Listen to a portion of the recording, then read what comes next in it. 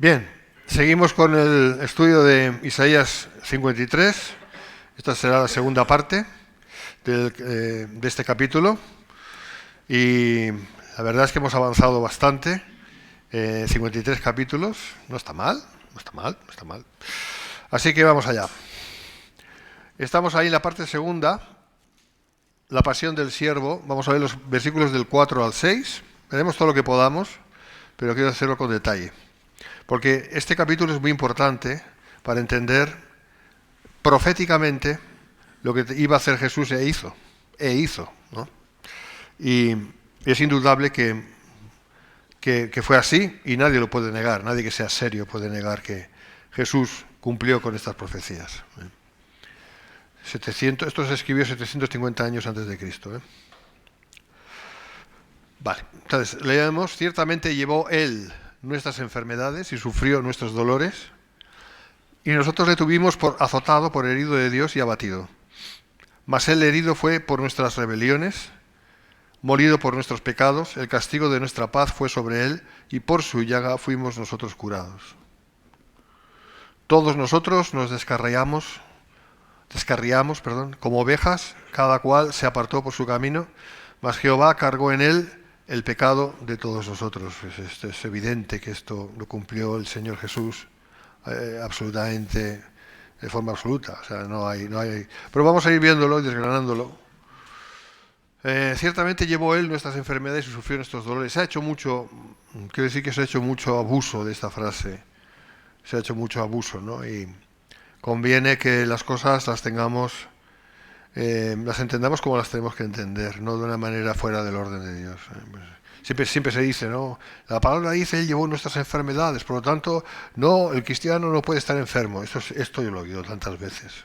Los cristianos no podemos estar enfermos, y si estamos enfermos es porque tenemos pecado, porque Él llevó nuestras enfermedades. Falso. O sea, es una mala praxis, ¿no? Una mala doctrina. O sea, es llevar una verdad bíblica, que ahora la vamos a estudiar, y transformarla en una falsedad. Porque entonces, si los cristianos nunca estuviéramos enfermos, pues los cristianos nunca nos moriríamos. Porque yo sepa, los cristianos que nos han precedido no están aquí, están en el cielo, pero aquí no están. Así que no. Vamos a ir viendo esto. Aunque los versículos están conjugados en tiempo pasado, empezamos por aquí, predicen acontecimientos futuros al tiempo de Isaías. Es decir, cuando dice ciertamente llevó Él nuestras enfermedades, no es que está diciendo Isaías, Él llevó, o sea, para atrás, ¿vale? En tiempos de Abraham, pues Él llevó, no, porque no había venido el Mesías aún. Es una manera de hablar. En el lenguaje hebreo se llama pretérito profético. Pretérito profético. Es hablar en pasado algo que aún tiene que ocurrir. Pero claro, eso tiene su lógica. Es que Dios es eterno. Y es que todo está hecho ya desde la eternidad. ¿Vale? Y hay que entenderlo así. En el libro de Apocalipsis es también una clara muestra de eso. Cosas que dice, habla en pasado que aún no han ocurrido.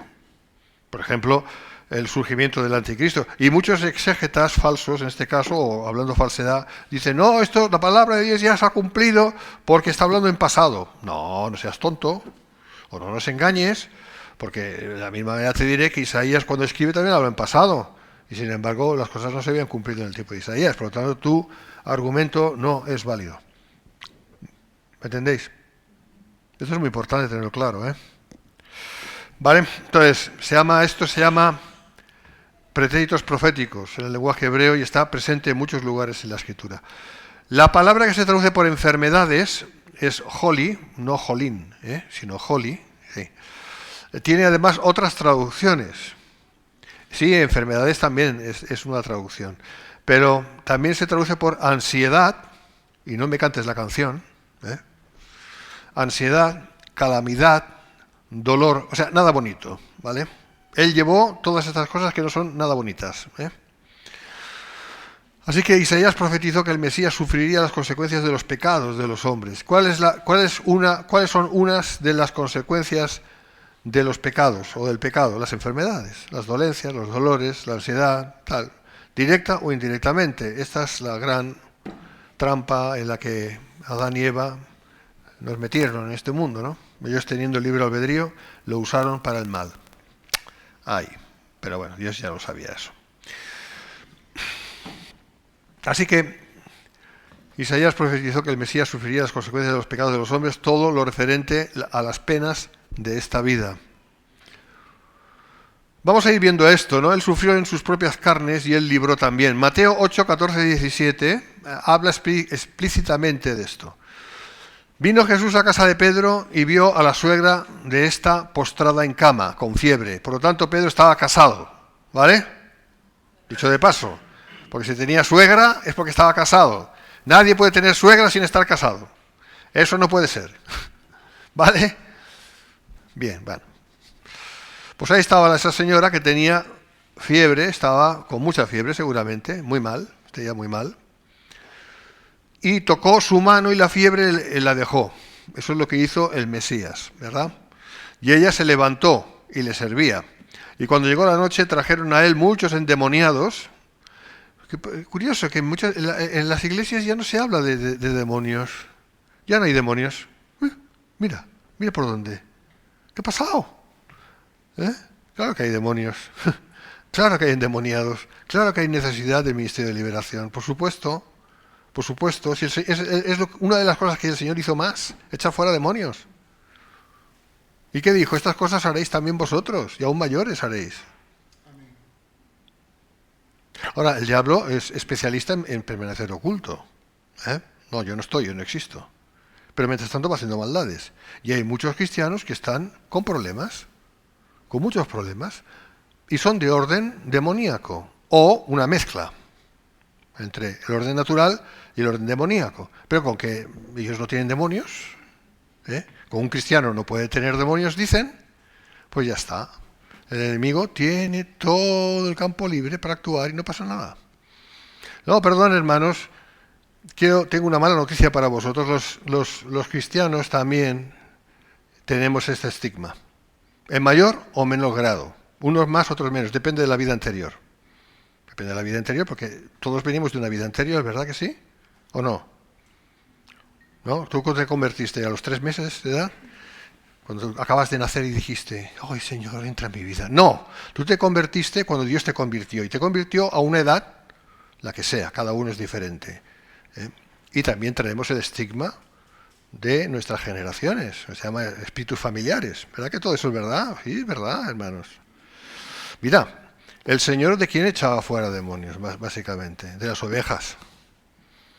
De las ovejas perdidas de Israel.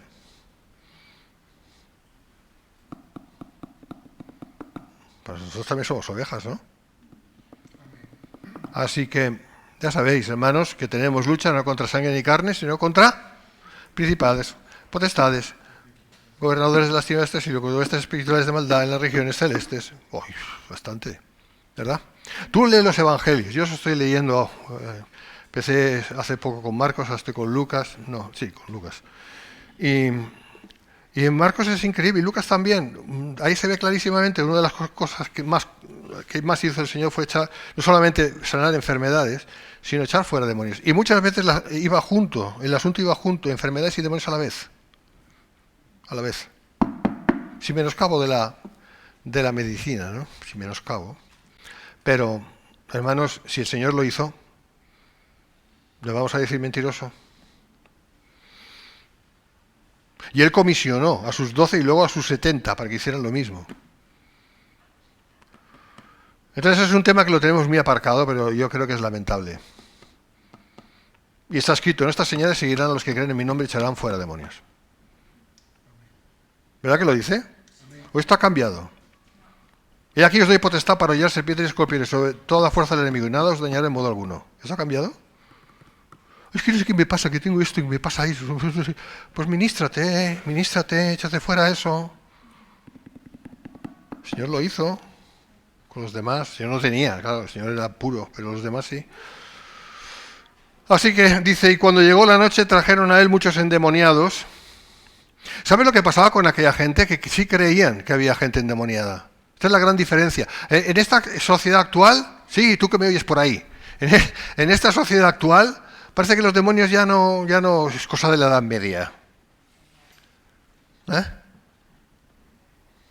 Ahora todo se explica con miles de millones de años. Todo queda ya aclarado así. Hace no sé cuántos cientos de años o miles de años y por eso no sé qué, y todo está basado en mentira. Entonces, ¿cuál es la verdad? Bueno, yo sé cuál es la verdad. La verdad son las Escrituras. Esa es la verdad. Y todo lo que contradiga la Escritura es mentira. Yo creo que tenemos que reorganizar nuestra manera de pensar y pensar más como la palabra enseña.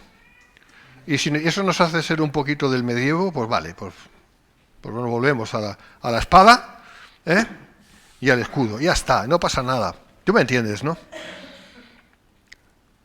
Pues ¿qué pasa? ¿Que aquella gente era más estúpida? Aquella gente, los antiguos, eran tan listos o más listos que nosotros. Lo que pasa es que sí, ha habido mucho adelanto en la ciencia, pero cuidado con lo que dice la palabra, que dice, cuidado con la falsa ciencia. Falsa ciencia. Y hay que aprender a discernir lo que es ciencia verdadera de lo que es falsa ciencia. Y ahí lo dejo porque no puedo ir más, yo soy ignorante. Pero yo os digo la verdad, yo no me puedo basar en nada que contradiga la palabra del Señor. Así que sí había endemoniados, y es lo que digo, ¿no? Que entonces se creían, no había ningún problema, y decían, pues este está endemoniado, tiene un demonio, claro, normal, y con que los demonios eran puestos a la luz, pues se manifestaban, y al manifestarse se los podía echar, se les podía ver y decir, no, esto, Señor, mira, fuera, y salían con grito, y salían revolcándose en el suelo, y cosas que yo he visto, y veo. Pero que la inmensa mayoría de los cristianos no ven porque no lo creen. Pero el diablo sigue a hurtadillas obrando ahí.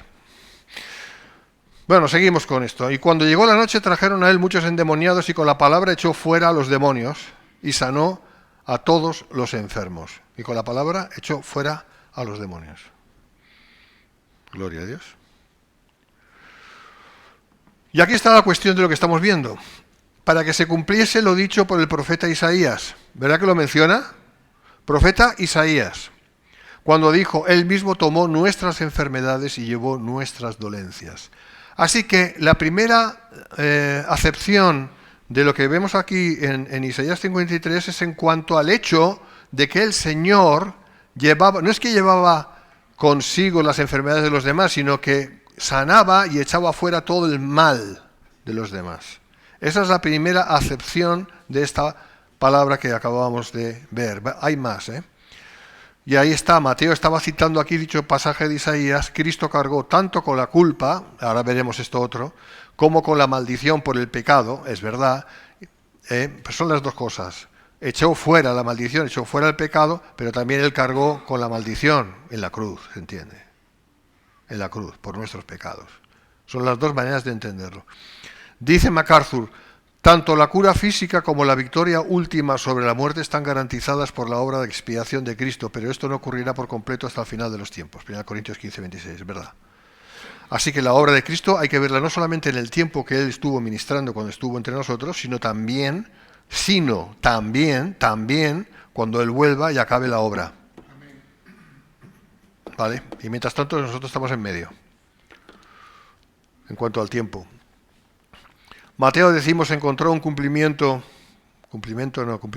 análogo de estas palabras en el ministerio de sanidad de Jesús, porque la enfermedad es resultado del pecado que el siervo pagó con su propia vida. Primera de Pedro 2:24. Y el pecado y su aguijón, la muerte, debían ser vencidos y el único que pudo hacerlo lo hizo. O sea, él llevó consigo toda la miseria. ¿Cómo se puede entender esto?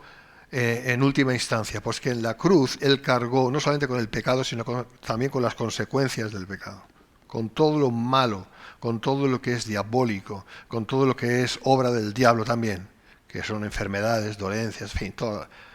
Él cargó en la cruz. ¿Cómo podía vivir una persona así mucho tiempo? Por eso Pilatos se quedó asombrado de que ya había muerto. Claro que había muerto enseguida, seguramente con el corazón absolutamente rasgado, roto, pero físicamente roto, porque es imposible vivir. Un ser humano no puede vivir con tanta carga. Pero Él llevó nuestras cargas, Él llevó nuestros pecados, Él llevó la consecuencia de nuestros pecados, Él lo llevó todo en la cruz. Pero eso no da, insisto, no da derecho a decir que un cristiano no puede estar enfermo. Porque eso no tiene nada que ver. Por el mismo Pablo, el apóstol dice que nuestro cuerpo exterior va fundiéndose, va desapareciendo, va muriendo, mientras que nuestro hombre exterior, mientras que el interior se va renovando día a día.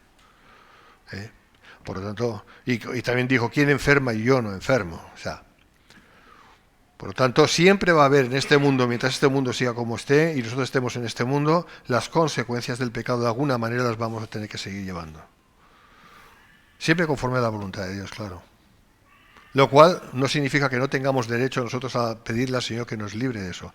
Derecho tenemos. Pero que vaya a hacer lo que vaya a hacer es cosa de Dios. Lo que Él vaya a hacer es cosa de Él, no es cosa nuestra.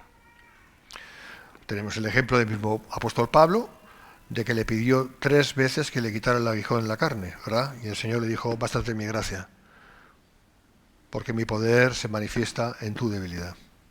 Por lo tanto, cada caso es diferente.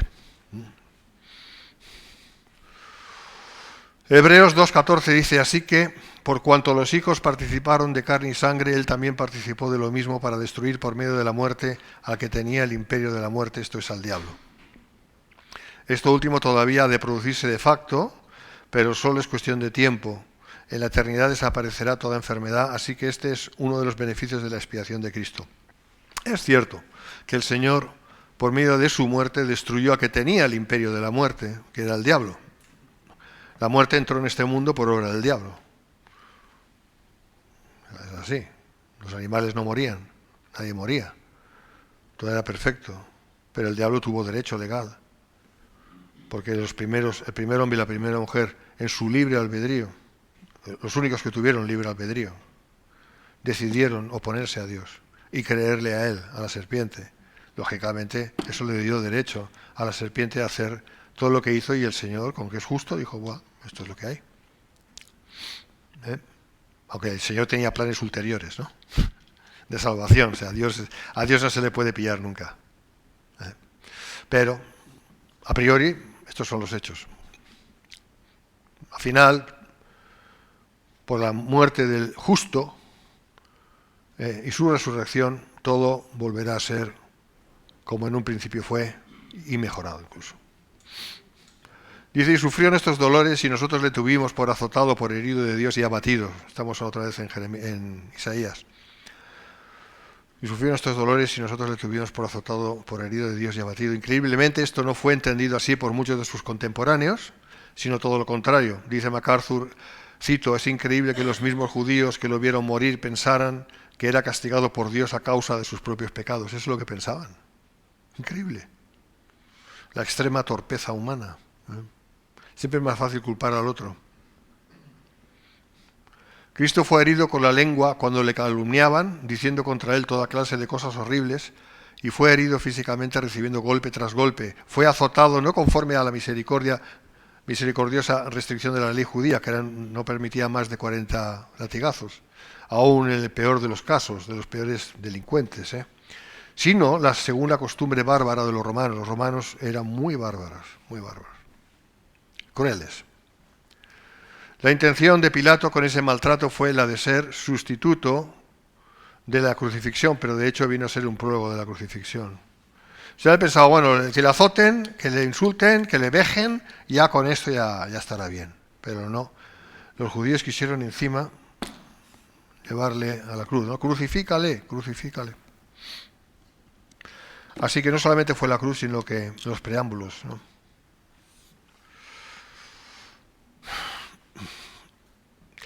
Versículo 5, mas él herido fue por nuestras rebeliones. Ahí está, este versículo es clave para entender la obra de expiación, de sustitución. Él en vez de yo, él en vez de tú. Mas él herido fue por nuestras rebeliones, morido por nuestros pecados, el castigo de nuestra paz fue sobre él, y por su llaga fuimos nosotros curados. Qué curioso, ¿no? Qué contraste. Por su llaga nosotros fuimos curados. ¿Te das cuenta? Él fue herido para nosotros ser sanados. Sustitución. Aquí sin ambaje se muestra el porqué del sufrimiento hasta la muerte del siervo. Él fue herido por nuestros pecados, no por los suyos, eso lo sabemos. Él no tuvo pecado. Él fue el cordero sin mancha, el cordero. Este versículo es la esencia de la sustitución o expiación divina. Hebreos 4:15 leemos, porque no tenemos un sumo sacerdote que no pueda compadecerse de nuestras debilidades, sino uno que fue tentado en todo según nuestra semejanza, pero sin pecado. Está claro, ¿no? Y Hebreos 7:26 y 27, porque tal sumo sacerdote nos convenía, santo, inocente, sin mancha, apartado de los pecadores y hecho más sublime que los cielos, que no tiene necesidad cada día como aquellos sumos sacerdotes de ofrecer primeros sacrificios por sus propios pecados y luego por los del pueblo, porque esto lo hizo una vez y para siempre, ofreciéndose a sí mismo. Yo no sé por qué siguen haciendo misas, porque una misa es un sacrificio. Están continuamente sacrificando a Cristo, lo cual es blasfemo. Aquí está claro que Él murió una sola vez, por todos y para siempre. En este versículo de Isaías se recalca que Cristo es el recipiente sustitutivo de la ira de Dios sobre los pecadores. La ira de Dios. La ira de Dios, hermanos, hay que entenderla como la justicia manifestada de Dios. No es un arrebato de enojo, la ira, como, ¡ay, me he enfadado! No.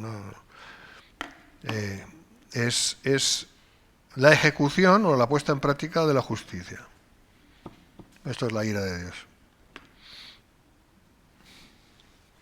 Por eso se llama ira santa. El castigo de nuestra paz fue sobre Él. Cristo sufrió el castigo de Dios con la finalidad de nosotros obtener la paz con Dios. Tenemos paz con Dios porque Él sufrió el castigo que nosotros merecíamos. Él pagó por nuestros pecados y de ese modo tener paz con Dios, como lo sintetiza el apóstol Pablo. Romanos 5:1, está clarísimo. Justificados, pues, por la fe. Tenemos paz para con Dios por medio de nuestro Señor Jesucristo. Tenemos paz. Paz. La paz no solamente es un sentimiento, lo cual está bien, pero es algo más que un sentimiento. Es la falta de culpa. La falta de culpa. La culpa ha sido quitada. El enemigo lo que va a intentar siempre es traerte los recuerdos de cuando tú eras un pecador. Y decirte, mira, así eres. ¿Tú crees que has cambiado? Nah. Tú sigues igual. Entonces eso son mentiras. Traerte la culpa y traerte la consiguiente condenación. Vale. Esto es lo que va a intentar. O al menos traerte un sentimiento así. Por eso, otra vez insisto, tenemos lucha contra espíritus inmundos, hermanos. Los espíritus inmundos, de alguna manera, tienen acceso a nuestras emociones también. ¿O qué pensáis? Pues ya os digo yo que sí es así. Y me da igual lo que los demás digan que no es verdad. Sí es así. Claro que tenemos lucha. Pero los tenemos que mandar callar y echarlos fuera. Y a lo mejor tendrás ganas de... sí, una cosa rara que tienes ganas de bostezar, unos bostezos profundos. ¡Bosteza! O a lo mejor te sale un grito. ¡Ah! Y dices, ¿pero esto qué es? No pasa nada. Siempre sale por manifestaciones. Siempre, ¿eh? La Biblia lo dice. Hermanos, ¿es la verdad? ¿Es la verdad? ¿Que no es educado? Hoy no eductes. Bueno, no estoy diciendo que cada eructo sea una salida de demonio, pero a veces los eructos sí son salidas de demonios, igual que los bostezos. No siempre los bostezos lo son, ya lo sé. Cuando tienes sueño, bostezas, eso está muy bien. Pero muchas veces los bostezos tienen que ver sobre todo con... ¿Tú no te pasa que estás leyendo la Biblia y empiezas a bostezar? ¿O no te pasa esto? Pero si no tengo sueño, y voy a bostezar, y a bostezar, y a bostezar. Pues sigue bostezando, porque eso es bueno. Eso, ahí van saliendo. O ¿no te pasa que estás con un sentimiento de angustia y dices, ¿por qué estoy tan angustiado? ¿Por qué me siento tan mal? ¿Qué me está pasando? O que no tienes paz, que no tienes... Hermanos, eso es actividad espiritual. ¿Lo quieres así, más fino? ¿Quieres que mejor te digo eso que no actividad demoníaca? Bueno, pues te lo digo más fino, es actividad espiritual. No son espíritus inmundos que te están afligiendo. Lo que tienes que hacer es mandar que eso salga fuera. Pero por fe, todo es por fe, todo es por fe. Créelo porque es verdad y échalo fuera, si es por tu bien. Yo estoy aquí orando y a veces me tengo que levantar. A mí me pasa eso. ¿Por qué? Porque tengo ganas de echar fuera eso. Claro que yo había tenido un pasado muy, muy fuerte. Hasta los 26 años que me convertí. Claro, sí, sí. Cada uno tiene su pasado. Unos más, otros menos. Pero hermanos, de verdad, descubramos al verdadero enemigo de nuestras almas. Descubrámoslo. Pero, como digo, la paz no es solamente un sentimiento. La paz es el hecho de no tener culpa y no verse uno afligido por esa culpa, porque esa culpa ha sido quitada de nosotros, porque Él la llevó sobre la cruz. Declara la verdad siempre. Pelea contra esto que te aflige con la verdad. Empieza por ahí. Declara la verdad, declara la verdad, declara la verdad. Y verás cómo esto te va a ir soltando. Es que tengo una propensión muy fuerte hacia la pornografía o hacia todo lo que son deseos inmundos o no lícitos, vamos a decir. Pues ya sabes lo que tienes que hacer. Declara la verdad y echa fuera eso. Porque si tú eres de Cristo, tú no tienes que estar sujeto a esto. O es que a veces me vienen recuerdos de mi vida pasada con esto o lo otro. Pero no tienes por qué. Manda fuera eso en el nombre de Jesús, córtalo, ya está. Es que se resiste, pues ya sigue. Y verás cómo llegará un momento en que esto se va a soltar. Claro que hay cristianos que nunca han pecado, ¿no? O sea, nunca antes, quiero decir. No, todos venimos de donde venimos, unos más, otros menos, ¿verdad? También es verdad que arrastramos cosas de nuestra familia, tendencias, ¿verdad? O sea, nos parecemos físicamente a nuestros padres, ¿no? ¿Y pensáis que no hay otro parecido? ¿Y eso es todo?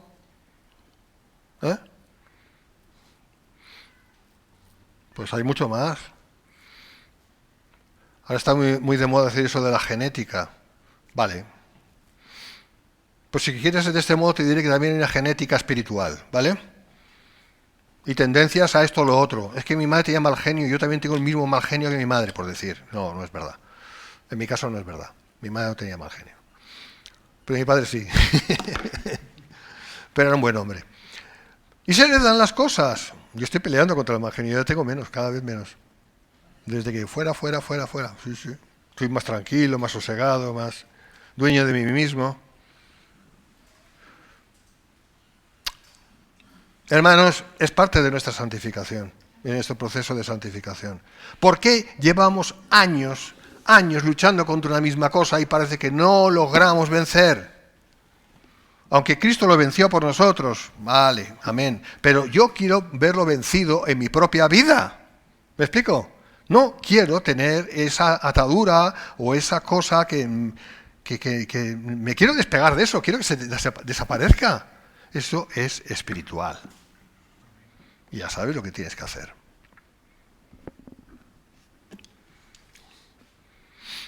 Otro día me dijo uno de otro lugar, me dijo, es imposible que un cristiano pueda tener espíritus inmundos. Digo, ya. Por la misma razón te diré, ¿es imposible entonces que un cristiano peque? ¿O es que ya no pecamos? Porque dices, es que el Espíritu Santo no puede estar en la vida de un cristiano si tiene espíritus inmundos. Vaya, estás haciendo el Espíritu Santo pequeñito, ¿no? Pasa que el diablo tiene más poder que el Espíritu Santo. Y también te diré, entonces un cristiano no puede pecar porque cuando tiene Espíritu Santo, y si peca ya el Espíritu Santo no puede estar ahí, ¿no? ¿O es que tú pierdes el Espíritu Santo cada vez que pecas? ¿O es que tú no pecas? Cada vez que pecamos, y pecar no significa matar o robar o yo qué sé, puede ser cualquier cosa, cualquier mala actitud, cualquier cosa que Jesús no haría. ¿Me entiendes? Cualquier pecado de omisión, no solamente de acción. ¿O qué pasa? ¿Que somos perfectos ya? Entonces el Espíritu Santo ya no puede estar con nosotros, ¿no? O en nosotros. Sin embargo, sí está. Hay cosas que tenemos que remodelar, ¿vale? Hay cosas que tenemos que ir cambiando y y meternos en la palabra del Señor y obrar en consecuencia. Pero bueno, volviendo a la cuestión de la paz. Justificados pues por la fe. ¿Por qué hemos sido justificados? ¿Por nuestros actos? ¿Por nuestras obras? No, por la obra de Cristo. Amén. Por la obra de Cristo hemos sido justificados. ¿Cómo recibimos este beneficio? Por la fe. ¿Y la fe la producimos nosotros? No, es un don de Dios. Amén. Por gracia sois salvos por medio de la fe. Y esto no de vosotros, pues es don de Dios. No por obras, para que nadie se gloríe, ¿verdad? Entonces es obra de Dios en nosotros. La fe también es un don de Dios. Pues si estamos justificados por la fe, que es el conducto, ¿no?, por donde recibimos esta justificación por la obra de Cristo, ¿cuál es la consecuencia? Que tenemos paz. Paz para con Dios. Y aquí lo especifica, por medio de nuestro Señor Jesucristo. Significa que Él consiguió la paz, la fe y todo. ¿Amén? El castigo de nuestra paz fue sobre Él. O sea, Él pagó el precio de nuestra paz. Y lo hizo por amor. Y por su llaga fuimos nosotros curados. La llaga en singular, está bien traducido en la Reina Valera. En la versión King James Version está mal. Dice las llagas, pero es la llaga. En el hebreo original es la llaga. Está bien así. Por su llaga fuimos nosotros curados. Su herida, es decir, la llaga, su herida, es decir, el martirio en la cruz. La llaga es el martirio en la cruz. Ahí es donde se especifica todo. Que ocasionó su muerte, ha traído sanidad espiritual y consecuente salvación a aquellos por cuyos pecados Él dio su vida. Él murió para que nosotros podamos vivir. Primera de Pedro 2:24, quien llevó Él mismo nuestros pecados en su cuerpo sobre el madero, para que nosotros, estando muertos a los pecados, vivamos a la justicia, y por cuya herida fuisteis sanados. Más claro, agua.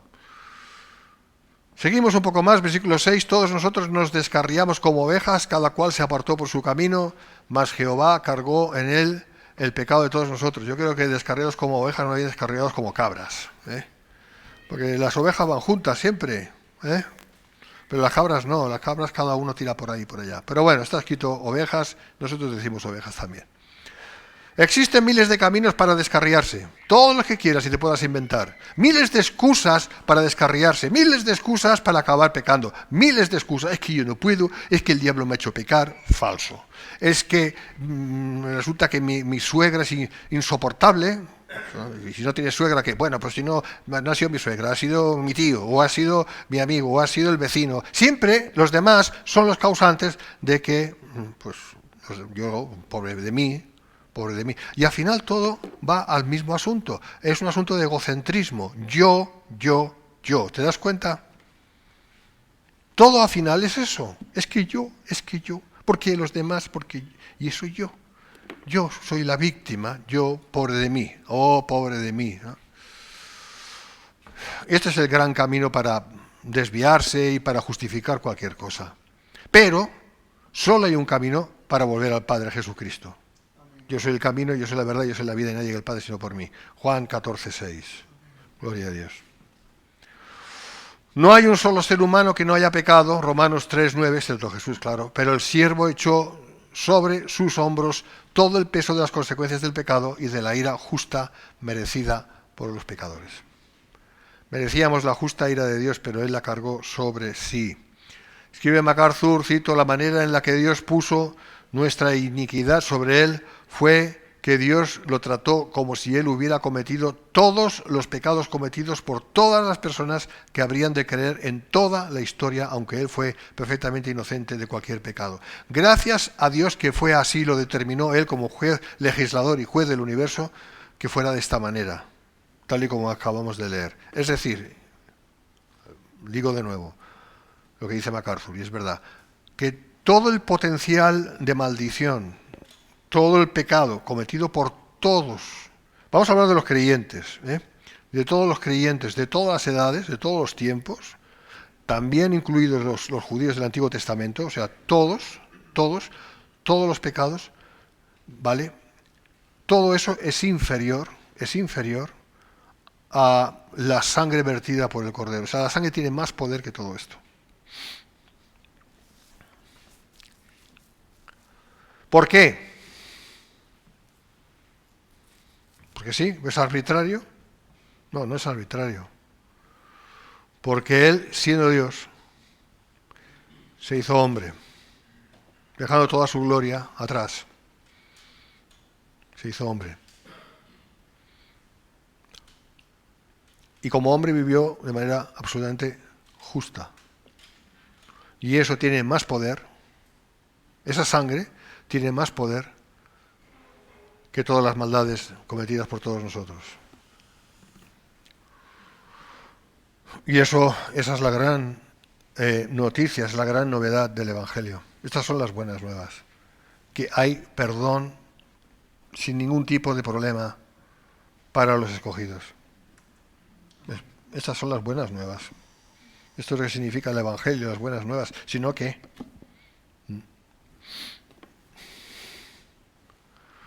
Dios hizo esto a su Hijo para que la ira se consumiera. Por ira se entiende mejor lo que dije antes, la justicia del castigo.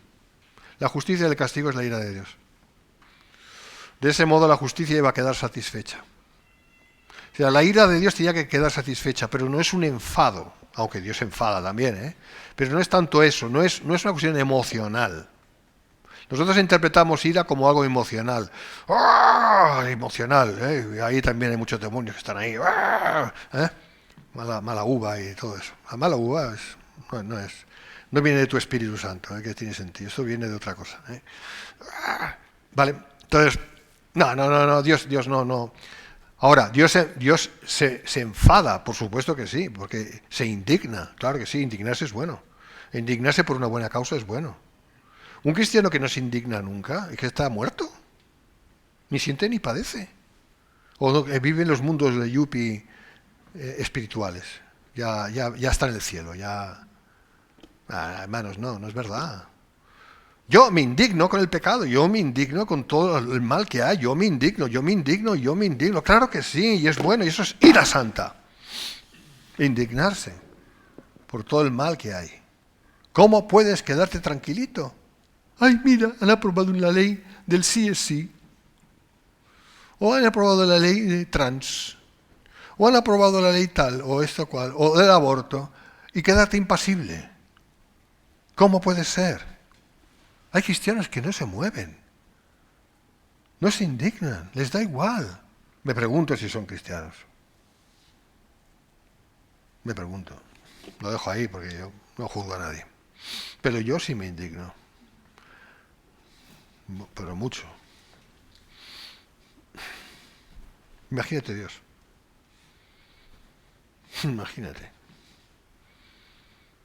Entonces Él lo que va a hacer lo que está haciendo es dejar que se manifieste toda la maldad para que luego su ira, el castigo, la justicia del castigo, caiga como un boomerang, como un martillo, como un yunque, ¡pum!, encima de toda esa maldad y sean todos castigados de manera absolutamente total, como tiene que ser, sin un resquicio. Y ahí sí que no habrá apelación a la sangre de Cristo, en absoluto. No, porque Dios es quien decide con quién y quien decide sin quién. No sé si me explico.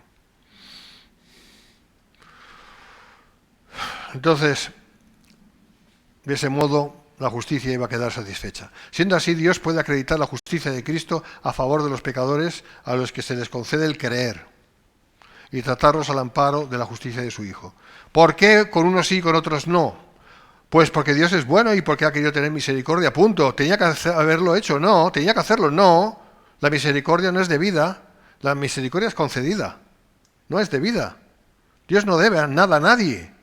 ¿Por qué ha querido tener misericordia de mí y de ti, si eres creyente? Pues porque ha querido. ¿Soy yo mejor o tú eres mejor que los otros? No. Entonces, ¿por qué conmigo sí y con los otros no? ¿O contigo sí y con los otros no? No tengo ni idea. Pero esto no es una cuestión de justicia. La justicia ya ha sido cumplida. Es una cuestión de gracia, porque Él es así. Y porque ha querido reservarse un pueblo para sí.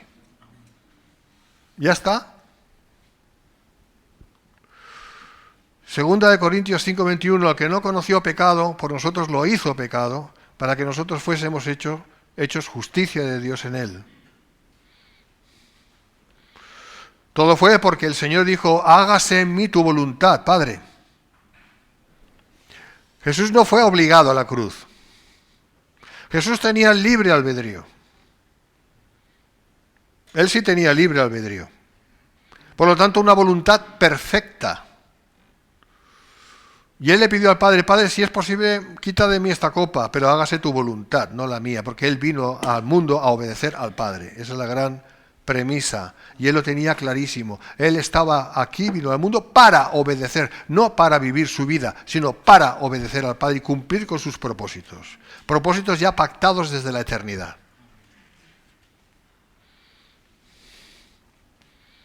Y tenía que ser así por amor a nosotros, si no, no hubiera habido manera que nosotros pudiéramos haber sido salvos. No había manera, porque Dios es justo y no va a ir en contra de su propia justicia. Él tenía que hacerse pecado, momentáneamente, pero tenía que hacerse pecado. Vale, lo vamos a dejar aquí, hermanos, porque ya por la hora que es, y seguiremos. Pues que Dios os bendiga.